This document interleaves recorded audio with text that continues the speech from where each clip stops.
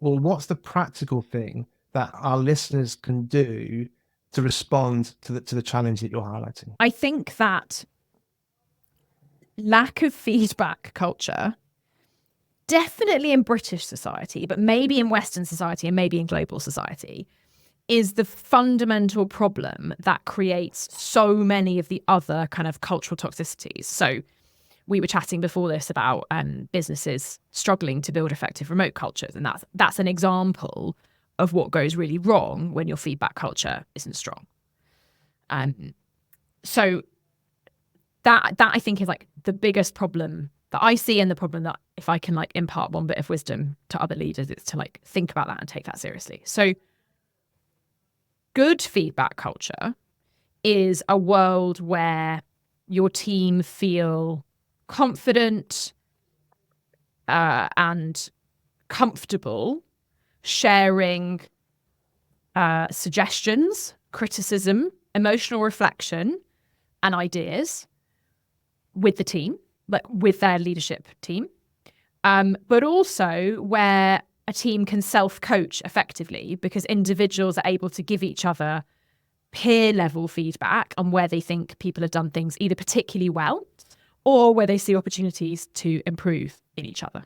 So when it works well, it is a live stream of insight as to how you can make your business operate better. And it is a personal development plan on steroids because you have everyone in the business supporting each other effectively all the time. When it goes badly, you have a real breakdown in communication. You have emotion that gets stored up within levels of a hierarchy. So you'll have, a pocket of disgruntled execs because they have nowhere to take those feelings and no idea on how to process that stuff, and therefore it sits and festers. You also have no development outside of direct line management and outside of like a formalized 6-monthly review process. It's reliant on one person to spend one meeting telling you whether you're doing a good or bad job, as opposed to like a consistent culture of incremental improvements. So there's so much benefit in getting it right, and there's quite a lot to be lost from getting it wrong. And yet British society is like inherently anti-good feedback culture. Like our whole thing is just to kind of get on with it. And politeness means that we think it's kind to not tell someone something that they might not want to hear. When the reality is, it is so much more kind to say the honest thing and to give it that thought as to how you can like package up that honest feedback in a way that someone might be able to like really hear and respond to. So I think culturally we've got it a bit wrong, and that is reflected in business culture that creates a whole load of problems. So it was very important to me from day one that we had a really good feedback culture.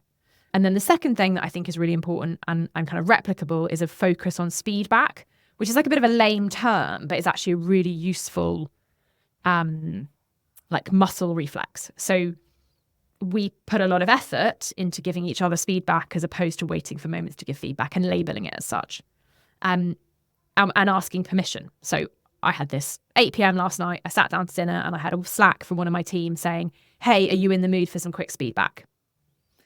And two things in that. One, he's labelled, this is him giving me something really fast, which is how I want to receive it. And the second is that he's given me the opportunity to say, you know what, mate, I'm absolutely knackered. Can I have it in the morning? Like he's giving me permission to do that. And that's we've really taught that as a behaviour to ask permission for those things. And by doing that, you give someone the opportunity to make sure that they're in the right frame of mind for it. You give them the opportunity to share some notes on how they'd like to receive it. So someone might say like, yeah, I am, but could I have it in writing because that's the way I prefer to process stuff? Or, yeah, I am, let me call you at lunch. Or, yep, but let's, I'm having a drink with you on Thursday, so let's cover it then. Like you give the individual the ability to control that. But I think by codifying that like speed and the focus on asking for permission, we've created a really, really a really uniquely healthy culture around feedback, which is what's allowed me to do cultural change quite confidently.